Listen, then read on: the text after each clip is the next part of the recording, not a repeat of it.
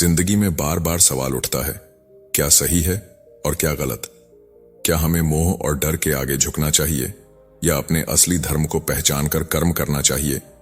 इन सवालों के जवाब सिर्फ एक जगह मिलते हैं, भगवद गीता में। दोस्तों, स्वागत है आपका बुक सम पर, जहां हम सुनाते हैं आपको वो ज्ञान जो आपकी सोच और आपकी जिंदगी दोनों बदल देगा। आज आप सुनेंगे श्रीमद् भगवद गीता पार्ट 1 यानी अध्याय 1 से 5, जिसमें छुपा है अर्जुन के विषाद से लेकर कर्म योग, ज्ञान योग और संन्यास योग तक का अद्भुत संदेश। अगर आप भी अपनी जिंदगी में सही दिशा चाहते हैं तो इस ऑडियो बुक को अंत तक जरूर सुनिए, क्योंकि गीता का एक एक श्लोक आपकी आत्मा को झकझोर देगा और आपको सच्चे मार्ग की ओर ले जाएगा। और हां, ऐसे ही आध्यात्मिक और जीवन बदलने वाले ज्ञान के लिए अभी सब्सक्राइब कीजिए बुक सम और बेल आइकॉन दबाना मत भूलिएगा। तो चलिए शुरू करते हैं और डूब जाते हैं श्री कृष्ण के दिव्य उपदेशों की अमृत धारा में। पहला अध्याय कुरुक्षेत्र की भूमि पर, जहां हजारों वर्षों से ऋषियों की तपस्या और वेदों की ध्वनि गूंजती रही थी, अब एक महान युद्ध का नगाड़ा बज चुका था। दोनों ओर असंख्य सेनाएं खड़ी थीं, एक ओर कौरव, दूसरी ओर पांडव।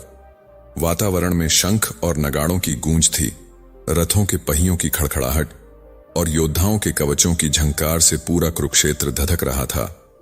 यही वह क्षण था जहां मानव इतिहास का सबसे बड़ा धर्म युद्ध आरंभ होने वाला था। इस युद्ध में केवल भूमि या राज्य दांव पर नहीं था, बल्कि धर्म और अधर्म का भविष्य टकराने वाला था। कौरवों की विशाल सेना में भीष्म पितामह जैसे अपराजेय योद्धा, द्रोणाचार्य जैसे अजेय गुरु, कृपाचार्य जैसे विद्वान धनुर्धर और कर्ण जैसे पराक्रमी महारथी खड़े थे। वहीं पांडवों की सेना छोटी थी, लेकिन उनके पास धर्म का बल था। पांडवों की ओर से स्वयं श्री कृष्ण सारथी बने थे। यह दृश्य केवल एक युद्ध भूमि का नहीं था, बल्कि सृष्टि के सबसे महान उपदेश की भूमिका तैयार कर रहा था। अब जरा सोचिए, वही अर्जुन जिन्होंने महाभारत के अनेक युद्धों में अद्वितीय पराक्रम दिखाया था, जिनकी गिनती उस समय के सबसे बड़े योद्धाओं में होती थी, आज अपने ही भाइयों, गुरुओं और रिश्तेदारों को सामने देखकर विचलित हो गए। उनका हृदय भावनाओं से भर गया। वे देख रहे थे कि इस युद्ध में जीत भी एक हार जैसी होगी, क्योंकि जीत का मूल्य अपने ही प्रियजनों का वध होगा। यही था अर्जुन विषाद योग का आरंभ, जहां एक महान योद्धा का मन मोह, शंका और करुणा से भर जाता है। जब युद्ध शुरू होने ही वाला था, अर्जुन ने श्री कृष्ण से कहा, हे माधव, मेरा रथ दोनों सेनाओं के बीच ले चलो, ताकि मैं देख सकूं कि किन किन योद्धाओं को मुझे युद्ध में पराजित करना है। कृष्ण ने मुस्कुराकर रथ को दोनों सेनाओं के बीच खड़ा कर दिया। अब अर्जुन की दृष्टि सामने खड़ी कौरव सेना पर पड़ी। वहां उनके अपने पितामह भीष्म थे, आदरणीय गुरु द्रोणाचार्य थे, चचेरे भाई, मामा, मित्र और असंख्य रिश्तेदार खड़े थे। यह दृश्य देखते ही अर्जुन का मन द्रवित हो गया। उनके हाथ से गांडीव धनुष ढीला पड़ गया। उनका शरीर कांपने लगा, मुख सूखने लगा और आंखों से आंसू बहने लगे। अर्जुन ने कृष्ण से कहा, हे गोविंद, मैं इन सबको देखकर युद्ध नहीं कर सकता। क्या अर्थ है उस राज्य, उस विजय का, जिसके लिए मुझे अपने ही संबंधियों का संहार करना पड़े? मेरे लिए तो यह जीवन ही व्यर्थ है। यही वह क्षण था जब अर्जुन का मनोबल टूट गया। वे युद्ध भूमि में खड़े होकर भी युद्ध से भागने की बात सोचने लगे। यह केवल अर्जुन की कमजोरी नहीं थी, बल्कि हर इंसान के जीवन का प्रतीक था। जब भी इंसान जीवन की कठिनाइयों के सामने अपने प्रियजनों, रिश्तों और भावनाओं में उलझ जाता है, तो उसका साहस डगमगाने लगता है। अर्जुन विषाद योग हमें यह सिखाता है कि सच्ची लड़ाई केवल बाहरी नहीं, बल्कि भीतर की होती है। अर्जुन की स्थिति अब अत्यधिक विचलित हो चुकी थी। उन्होंने कृष्ण से कहा, हे माधव, जब मेरे सामने अपने ही गुरुजन, पितामह और बंधुजन खड़े हैं, तो मैं इस युद्ध को कैसे करूं? मैं कैसे उन पर बाण चलाऊं जिन्होंने मुझे शस्त्र विद्या सिखाई, जिन्होंने मुझे बचपन से आशीर्वाद दिया? यदि मैं इन्हें मार दूं तो उस विजय का मूल्य क्या रह जाएगा?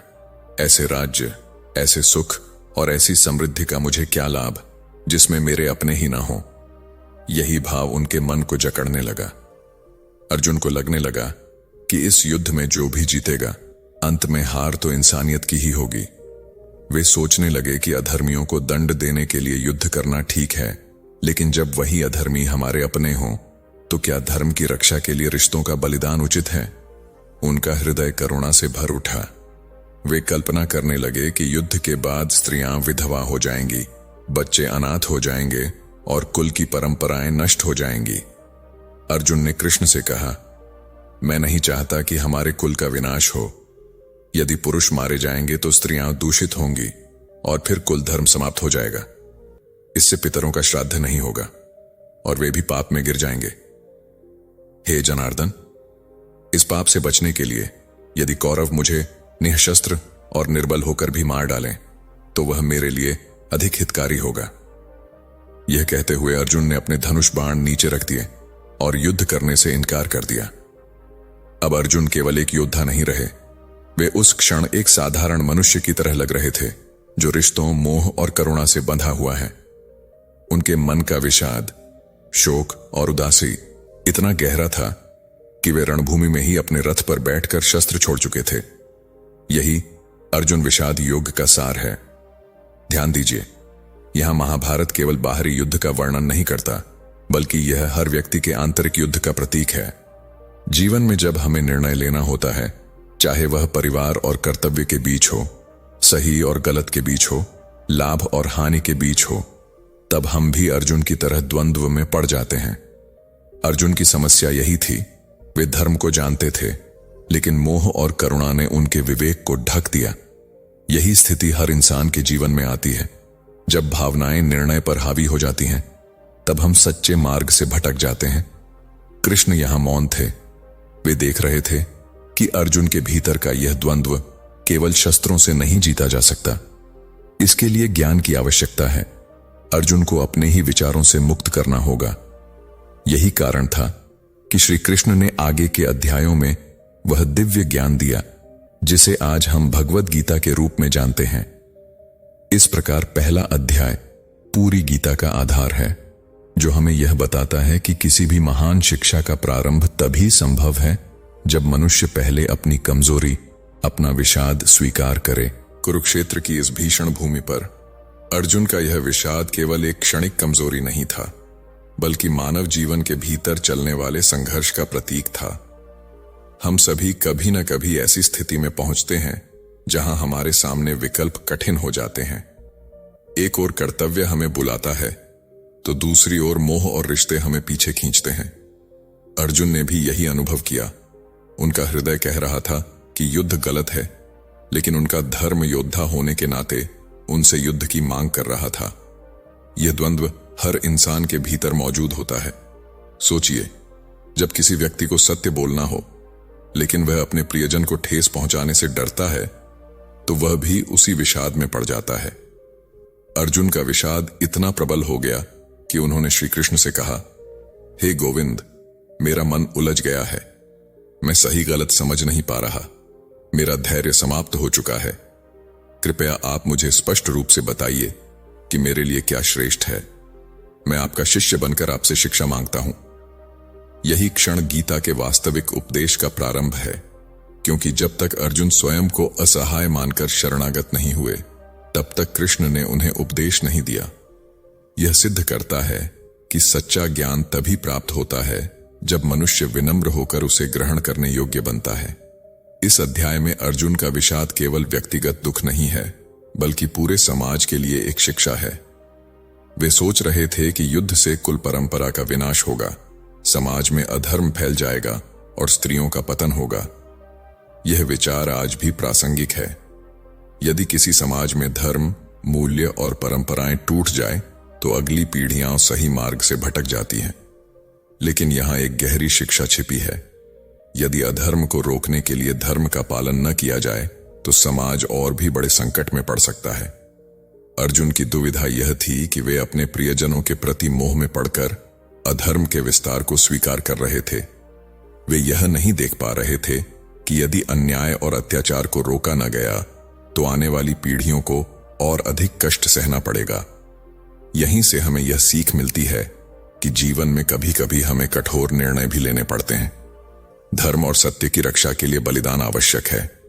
यदि हम केवल रिश्तों और भावनाओं में उलझकर अपने कर्तव्य से भाग जाएं, तो अंततः उसका नुकसान समाज और मानवता दोनों को भुगतना पड़ता है।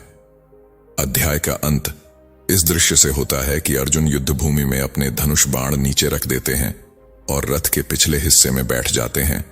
वे शारीरिक रूप से तो युद्ध भूमि में खड़े हैं, लेकिन मानसिक रूप से पूरी तरह पराजित हो चुके हैं।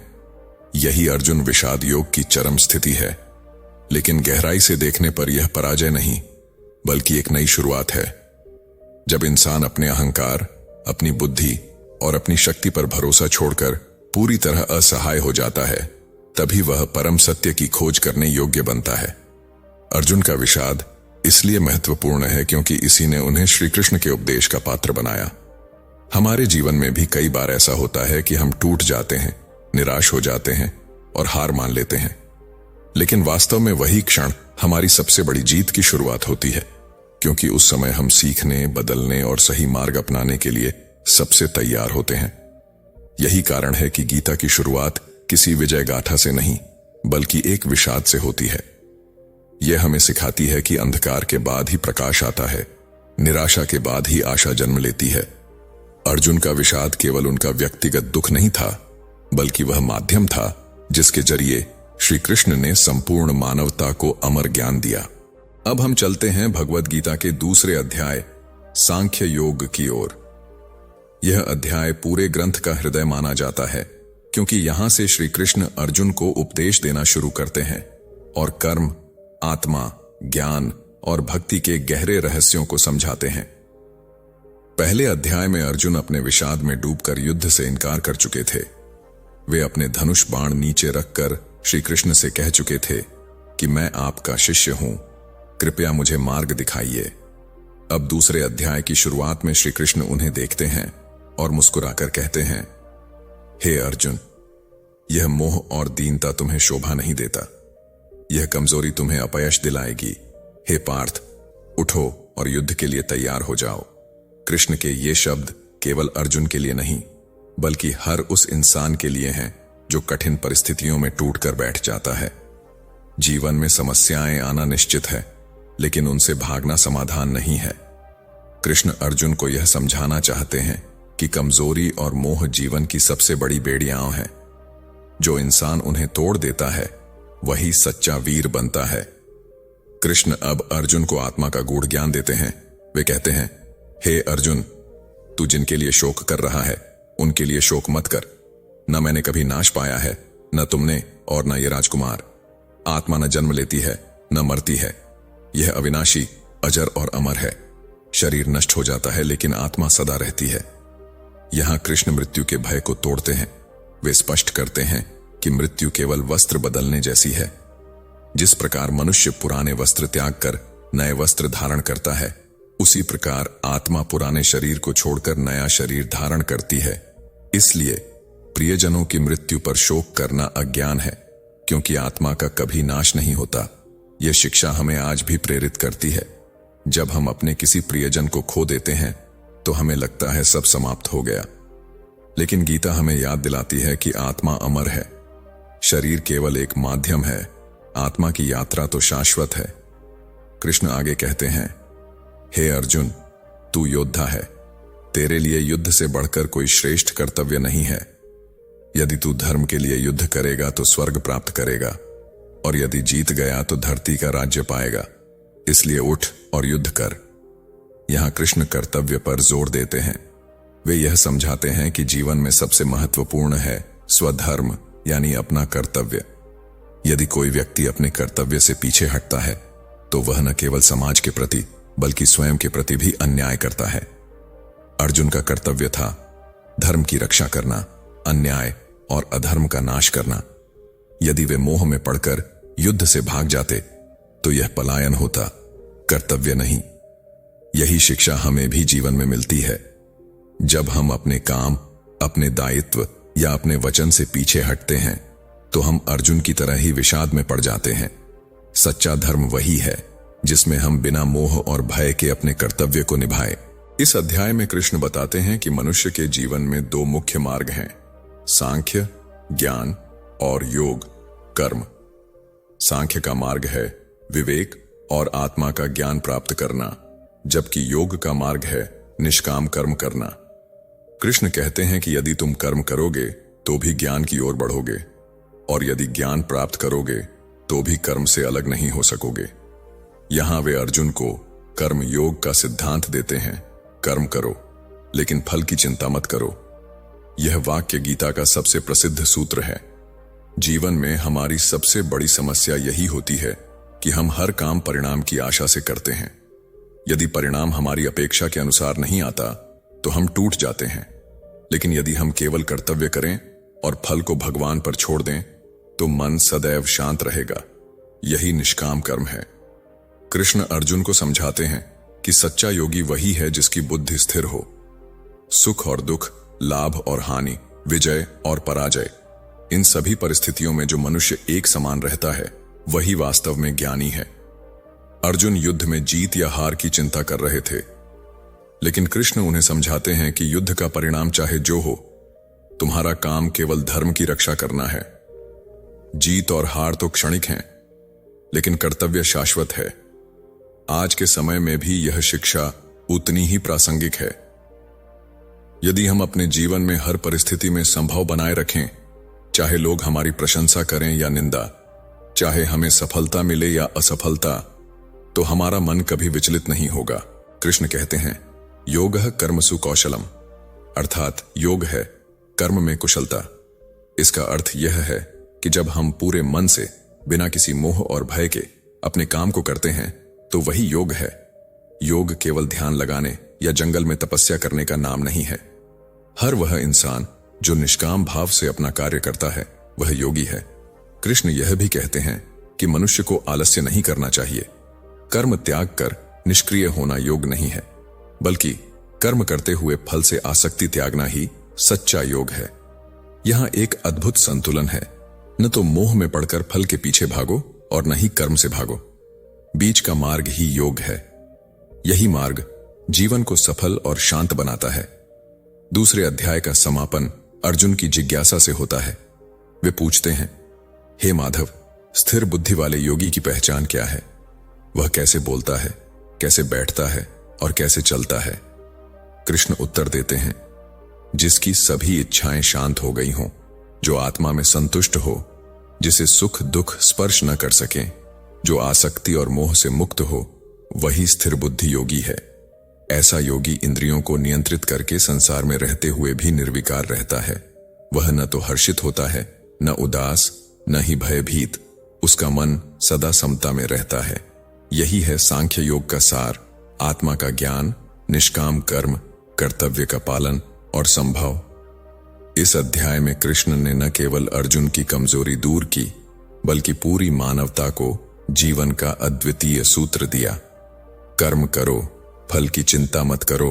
अब हम चलते हैं भगवत गीता के तीसरे अध्याय, कर्म योग की ओर। यह अध्याय अत्यंत महत्वपूर्ण है, क्योंकि यहां श्री कृष्ण अर्जुन को यह समझाते हैं कि केवल ज्ञान प्राप्त करना ही पर्याप्त नहीं है, बल्कि मनुष्य को निष्काम भाव से कर्म करते रहना चाहिए। दूसरे अध्याय में श्री कृष्ण ने आत्मा और निष्काम कर्म का ज्ञान दिया था।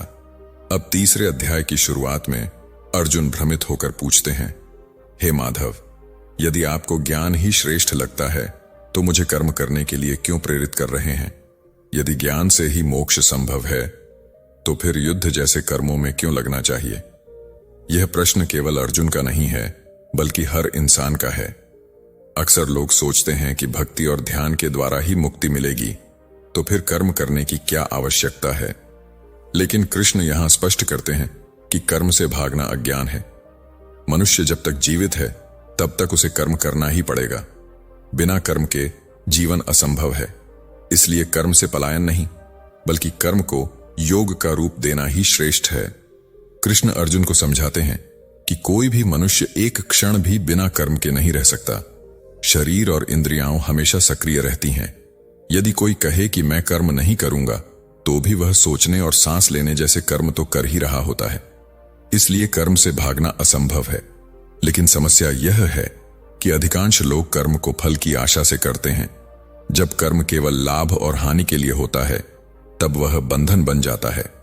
लेकिन जब वही कर्म कर्तव्य भाव से किया जाए और फल को ईश्वर पर छोड़ दिया जाए तो वही कर्म योग बन जाता है। यहां कृष्ण एक महत्वपूर्ण शिक्षा देते हैं। कर्म से भागने वाला व्यक्ति न तो संसार का हित कर सकता है, न ही अपनी आत्मा का उद्धार। पलायन केवल कायरता है। सच्चा योगी वही है जो अपने कर्म को धर्म से जोड़कर करता है।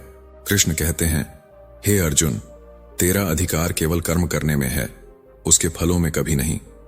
तू कर्म के फल का कारण मत बन और न ही अकर्मण्यता की ओर झुक। यही गीता का सबसे प्रसिद्ध श्लोक है और कर्म योग का हृदय भी। निष्काम कर्म का अर्थ है कर्म करो लेकिन फल की चिंता मत करो। जब हम परिणाम पर ध्यान केंद्रित करते हैं तो चिंता, भय और मोह हमें बांध लेते हैं, लेकिन जब हम केवल कर्तव्य को देखते हैं तो मन शांत रहता है। कृष्ण यह भी बताते हैं कि मनुष्य को केवल अपने लिए ही नहीं बल्कि समाज और ईश्वर के लिए कर्म करना चाहिए। जब कर्म यज्ञ की भावना से किया जाता है, यानी समग्र कल्याण के लिए, तब वह निष्काम और पवित्र बन जाता है। यही कारण है कि प्राचीन काल में आर्ष मुनि अपने सारे कार्य यज्ञ मानकर करते थे। श्री कृष्ण बताते हैं कि सृष्टि की रचना ही यज्ञ पर आधारित है। जब ब्रह्मा ने सृष्टि की रचना की तो उन्होंने कहा, यज्ञ से ही प्राणी फल पाएंगे और यज्ञ से ही देवता प्रसन्न होंगे। यहां यज्ञ का अर्थ केवल अग्नि में आहुति देना नहीं है, बल्कि अपने कर्म को ईश्वर को समर्पित करना है। यदि मनुष्य केवल स्वार्थ के लिए कर्म करेगा तो वह पाप का भागी बनेगा, लेकिन जब वही कर्म यज्ञ के रूप में होगा तो वह समाज और सृष्टि के संतुलन को बनाए रखेगा। उदाहरण के लिए, किसान जब खेती करता है तो वह केवल अपने लिए नहीं बल्कि पूरे समाज के लिए अन्न उगाता है। शिक्षक जब पढ़ाता है तो वह केवल वेतन के लिए नहीं बल्कि समाज में ज्ञान फैलाने के लिए कर्म करता है। यही यज्ञ की भावना है। इस प्रकार कृष्ण स्पष्ट करते हैं कि निष्काम कर्म ही सृष्टि के नियम के अनुसार है। यदि हर व्यक्ति अपने कर्म को समाज और ईश्वर के लिए समर्पित करे तो जीवन में शांति और संतुलन बना रहेगा। कृष्ण कहते हैं, हे अर्जुन, जो महान पुरुष होते हैं साधारण लोग भी उनके मार्ग का अनुसरण करते हैं। यदि मैं स्वयं कर्म न करूं तो लोग भी आलसी हो जाएंगे और संसार का विनाश हो जाएगा। यहां कृष्ण अपने ही उदाहरण से अर्जुन को समझाते हैं। वे स्वयं भगवान होते हुए भी कर्म करते हैं। वे गोकुल में ग्वालों के साथ खेलते हैं, रथ चलाते हैं, राजनीति और युद्ध में भाग लेते हैं। वे यह सब इसलिए करते हैं ताकि संसार को यह शिक्षा मिले कि कर्म से भागना नहीं बल्कि कर्म में सक्रिय रहना ही धर्म है। महापुरुषों का जीवन हमेशा आदर्श होता है। यदि वे कर्तव्य नहीं निभाएंगे तो साधारण लोग भी उनसे प्रेरणा लेकर कर्म से पलायन करने लगेंगे। इसलिए जो भी महान है उसका कर्म और जीवन समाज के लिए दिशा बन जाता है। कृष्ण बताते हैं कि हर मनुष्य प्रकृति के गुणों सत्व, रज और तम से प्रभावित होता है। ये गुण ही उसे कर्म करने के लिए प्रेरित करते हैं। इसलिए अहंकार करके यह मत सोचो कि मैं ही सब कुछ कर रहा हूं। वास्तव में प्रकृति ही अपने गुणों से कर्म कराती है। यहां सबसे बड़ी समस्या आसक्ति है। जब मनुष्य कर्मों से आसक्त हो जाता है तब वह बंधन में फंसता है। उदाहरण के लिए, कोई व्यापारी व्यापार करता है, यह उसका धर्म है, लेकिन यदि वह केवल लोभ और धन की आसक्ति से व्यापार करता है तो वह पाप का भागी बन जाता है। इसलिए कृष्ण कहते हैं कि बुद्धिमान व्यक्ति को चाहिए कि वह आसक्ति छोड़कर कर्म करे और अज्ञानी लोगों को भी कर्म के मार्ग पर बनाए रखे। यही कारण है कि सच्चा योगी समाज से अलग नहीं भागता बल्कि उसमें रहकर भी निष्काम भाव से कर्म करता है। अध्याय के अंत में कृष्ण अर्जुन से कहते हैं, हे धनंजय, अपने हृदय में अहंकार मत रखो। कर्म करते हुए मुझे अर्पित कर दो, तब तुम पाप से मुक्त हो जाओगे और मोक्ष प्राप्त करोगे। जो लोग मेरे इस उपदेश का पालन करते हैं वे मुक्त होते हैं, और जो इसका अनादर करते हैं वे अज्ञान में भटकते रहते हैं। कृष्ण यह भी चेतावनी देते हैं कि काम, क्रोध और लोभ मनुष्य के सबसे बड़े शत्रु हैं। इन्हीं से आसक्ति और पाप उत्पन्न होता है। यदि मनुष्य इन्हें नियंत्रित कर ले तो वह निष्काम कर्म में स्थिर हो जाता है। अंततः कर्मयोग का संदेश यही है, कर्म करो लेकिन अहंकार और फल की आसक्ति त्याग कर। जो इंसान अपना हर काम ईश्वर को अर्पण करता है वह बंधन से मुक्त होकर जीवन जीता है। यही सच्चा योग है और यही जीवन का सर्वोच्च धर्म है। ज्ञान कर्म संन्यास योग, चौथा अध्याय। महाभारत के युद्ध के मैदान में अर्जुन के मन में गहरा संशय था। वह सोच रहा था कि रिश्तेदारों, गुरुओं और मित्रों के साथ युद्ध करना उचित है या नहीं। श्री कृष्ण, जो उसके सारथी बने थे, धीरे धीरे उसे जीवन, धर्म और आत्मा का परम ज्ञान दे रहे थे। तीसरे अध्याय में उन्होंने कर्म योग यानी कर्म करते हुए भी आसक्ति से मुक्त रहने का मार्ग समझाया। अब चौथे अध्याय में भगवान श्री कृष्ण ज्ञान और कर्म संन्यास के बीच सामंजस्य स्पष्ट करते हैं। इस अध्याय का नाम है ज्ञान कर्म संन्यास योग। यहां भगवान बताते हैं कि केवल कर्म या केवल संन्यास ही मार्ग नहीं है, बल्कि सही समझ, ज्ञान के साथ किए गए निष्काम कर्म से ही आत्मा की मुक्ति होती है। कृष्ण पहले अर्जुन को बताते हैं कि यह ज्ञान उन्होंने बहुत पहले सूर्यदेव को दिया था। सूर्य ने मनु को, मनु ने इक्ष्वाकु को, और इस तरह पीढ़ी दर पीढ़ी यह ज्ञान आगे बढ़ा। लेकिन समय के साथ यह ज्ञान लुप्त हो गया। अब श्री कृष्ण कहते हैं कि वे अर्जुन को वही दिव्य ज्ञान पुनः दे रहे हैं, क्योंकि अर्जुन उनका प्रिय भक्त और मित्र है। यह शुरुआत ही अर्जुन को चौंका देती है।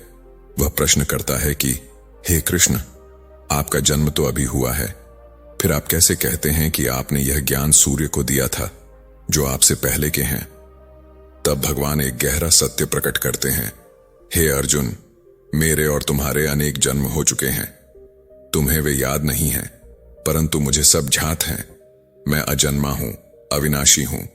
लेकिन जब जब धर्म की हानि होती है और अधर्म बढ़ता है, तब तब मैं अवतार लेता हूं। धर्म की रक्षा और अधर्मियों के नाश के लिए तथा साधुजनों के कल्याण के लिए मैं पृथ्वी पर आता हूं। यहीं पर कृष्ण का प्रसिद्ध श्लोक आता है, परित्राणाय साधूनाम विनाशाय च दुष्कृताम धर्म संस्थापनार्थाय संभवामि युगे युगे। इस उद्घोषणा ने न केवल अर्जुन के मन को स्थिर किया, बल्कि आने वाली पीढ़ियों को भी यह विश्वास दिलाया कि ईश्वर समय समय पर धर्म की रक्षा के लिए अवतार लेते हैं। इस अध्याय का दूसरा महत्वपूर्ण पक्ष है अवतारवाद। श्री कृष्ण स्पष्ट करते हैं कि ईश्वर अजन्मा और सर्वशक्तिमान होते हुए भी मानव शरीर धारण करके संसार में प्रकट होते हैं। इसका कारण व्यक्तिगत सुख या आवश्यकता नहीं होता, बल्कि केवल धर्म की स्थापना और असुरों के विनाश के लिए होता है। कृष्ण यह भी समझाते हैं कि जो व्यक्ति वास्तव में ईश्वर के जन्म और कर्म की दिव्यता को समझ लेता है, वह मृत्यु के बाद पुनर्जन्म से मुक्त हो जाता है और सीधे परमात्मा को प्राप्त करता है। इसका अर्थ है कि केवल पूजा पाठ या कर्मकांड से मुक्ति नहीं मिलेगी, बल्कि भगवान के स्वरूप और कर्म की वास्तविकता को ज्ञान के साथ समझना होगा। यहीं से कृष्ण बताते हैं कि लोग अलग अलग प्रकार से ईश्वर की शरण में आते हैं। कोई धन चाहता है, कोई दुख से मुक्ति, कोई ज्ञान और कोई केवल ईश्वर का प्रेम। लेकिन सभी मार्ग अंततः भगवान तक ही पहुंचाते हैं। फिर वे कर्म का रहस्य खोलते हैं। कुछ लोग कर्म का स्वरूप नहीं समझते। वे सोचते हैं कि कर्म न करने में ही संन्यास है, लेकिन वास्तव में संन्यास का अर्थ है कर्म करते हुए भी उसमें फल की आसक्ति छोड़ देना। यही ज्ञान और कर्म का अद्भुत संगम है। इस ज्ञान को समझे बिना जो केवल कर्म करता है वह बंधन में फंसता है, और जो केवल ज्ञान के अहंकार में कर्म छोड़ देता है वह भी अधूरा रहता है। इसलिए सही मार्ग है निष्काम कर्म। इस अध्याय की सबसे गहरी शिक्षा है कर्म, विकर्म और अकर्म का भेद। कर्म का अर्थ है शास्त्र सम्मत और धर्म के अनुरूप कार्य। विकर्म का अर्थ है शास्त्र विरुद्ध और अधार्मिक कार्य। अकर्म का अर्थ है कर्म करते हुए भी उस पर आसक्ति न होना, जिससे वह कर्म आत्मा को बांधता नहीं। भगवान कहते हैं कि बुद्धिमान वही है जो कर्म में अकर्म और अकर्म में कर्म को देखता है। इसका सीधा अर्थ यह है कि यदि कोई व्यक्ति बाहर से बहुत व्यस्त दिख रहा है, लेकिन भीतर से उसकी आत्मा शांत और निष्काम है, तो वास्तव में वह अकर्म कर रहा है। वहीं कोई व्यक्ति बाहर से भले निष्क्रिय लगे, लेकिन यदि उसके मन में इच्छाएं और फल की आकांक्षा है, तो वह कर्म में बंधा हुआ है। कृष्ण अर्जुन को समझाते हैं कि ज्ञानी व्यक्ति कर्म फल की चिंता नहीं करता, उसका हर कार्य यज्ञ, त्याग और सेवा की भावना से होता है। ऐसा ज्ञानी व्यक्ति समाज के कल्याण के लिए कर्म करता है, लेकिन भीतर से पूर्ण स्वतंत्र रहता है। श्री कृष्ण यज्ञ की व्याख्या केवल अग्नि में आहुति देने तक सीमित नहीं रखते। वे बताते हैं कि यज्ञ कई प्रकार के हो सकते हैं। ज्ञान यज्ञ, ज्ञान साझा करना और सीखना। इंद्रिय संयम यज्ञ, इंद्रियों को अनुशासन में रखना। ध्यान यज्ञ, ध्यान और साधना में लीन होना। प्राणायाम यज्ञ, श्वास और प्राण की साधना करना। द्रव्य यज्ञ, धन और वस्तुओं का दान करना। कृष्ण यह स्पष्ट करते हैं कि इन सब यज्ञों में ज्ञान यज्ञ सबसे श्रेष्ठ है, क्योंकि ज्ञान से ही मनुष्य वास्तव में कर्म और संन्यास का सार समझता है। वे अर्जुन से कहते हैं, ज्ञान प्राप्त करो, इसके लिए विनम्र होकर गुरु के पास जाओ, प्रश्न पूछो और सेवा करो। गुरुजन तुम्हें वह सत्य बताएंगे जिसे जानकर तुम कभी मोह में नहीं फंसोगे। तब तुम देखोगे कि सभी प्राणी एक ही आत्मा के अंश हैं और सब में समान परमात्मा विद्यमान है। भगवान कृष्ण ज्ञान की महिमा बताते हुए कहते हैं, हे अर्जुन, यदि तुम सबसे बड़े पापी भी हो तो ज्ञान की अग्नि सारे पापों को भस्म कर देती है। यहां ज्ञान को अग्नि के समान बताया गया है, जो अज्ञान के अंधकार को समाप्त कर देता है। जैसे आग लकड़ी को राख कर देती है, वैसे ही ज्ञान मनुष्य के कर्म बंधनों को समाप्त कर देता है। जो व्यक्ति ज्ञानी है वह हर परिस्थिति में स्थिर रहता है। सुख दुख, लाभ हानि, जीत हार सब में समान दृष्टि रखता है। उसका जीवन शांति और संतुलन से भर जाता है। कृष्ण यह भी बताते हैं कि ऐसा ज्ञानी व्यक्ति दूसरों को प्रेरणा देता है। उसका जीवन ही यज्ञ बन जाता है। वह स्वयं मुक्त होता है और समाज को भी सही दिशा देता है। कृष्ण अर्जुन को समझाते हैं कि ज्ञान प्राप्त करने के लिए श्रद्धा आवश्यक है। बिना श्रद्धा वाला व्यक्ति न तो गुरु से सीख सकता है, न ही ज्ञान के मार्ग पर चल सकता है। वे कहते हैं, श्रद्धावान, संयमी और इंद्रियों को जीतने वाला व्यक्ति ही ज्ञान प्राप्त करता है। ऐसा व्यक्ति शीघ्र ही परम शांति पाता है। इसके विपरीत जो संदेह में रहता है, उसका जीवन व्यर्थ चला जाता है। संदेहशील व्यक्ति न इस लोक में सुखी होता है, न परलोक में। इसलिए अर्जुन को कृष्ण सलाह देते हैं कि संदेह को त्याग कर दृढ़ निश्चय के साथ उठ खड़ा हो और अपना कर्तव्य निभाए। अध्याय के अंत में भगवान अर्जुन से कहते हैं, ज्ञान से अज्ञान को नष्ट कर कर्म में संन्यास का भाव रखते हुए युद्ध करो। अपने धर्म, कर्तव्य का पालन करना ही तुम्हारा मार्ग है। यहां संदेश स्पष्ट है, जीवन में केवल कर्म त्यागना ही समाधान नहीं है। कर्म करना आवश्यक है, लेकिन उस कर्म को ज्ञान और निष्काम भाव से करना चाहिए। यही सच्चा संन्यास है। अर्जुन के लिए यह संदेश निर्णायक था। उसे समझ में आया कि युद्ध करना अधर्म नहीं है, क्योंकि वह धर्म और न्याय की रक्षा के लिए है। और यदि वह मोह और आसक्ति में पड़कर युद्ध से भागता है तो वह अपने कर्तव्य से विमुख होगा। इस प्रकार चौथा अध्याय हमें यह सिखाता है कि 1. ईश्वर अवतार लेकर धर्म की रक्षा करते हैं। 2. कर्म और संन्यास का संगम ही मुक्ति का मार्ग है। 3. ज्ञान बिना कर्म अंधा है और कर्म बिना ज्ञान अधूरा।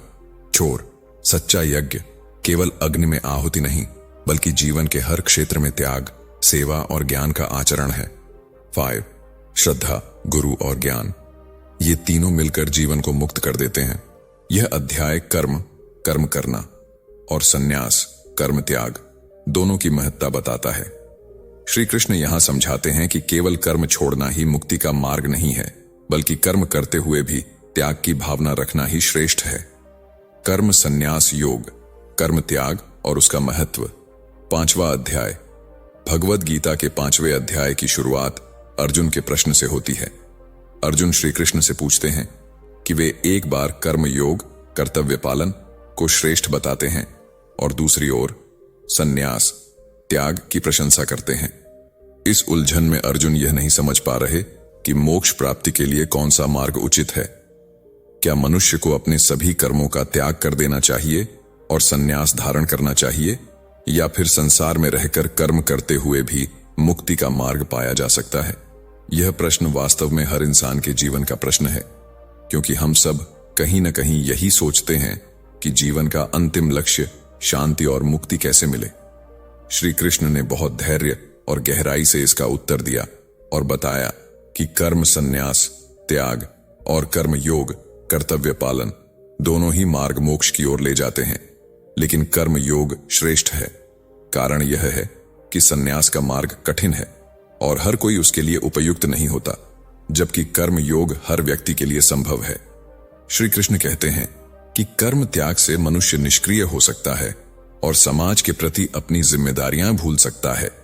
इसके विपरीत कर्म योग हमें सक्रिय रखता है, समाज के कल्याण से जोड़ता है और साथ ही आंतरिक वैराग्य को भी विकसित करता है।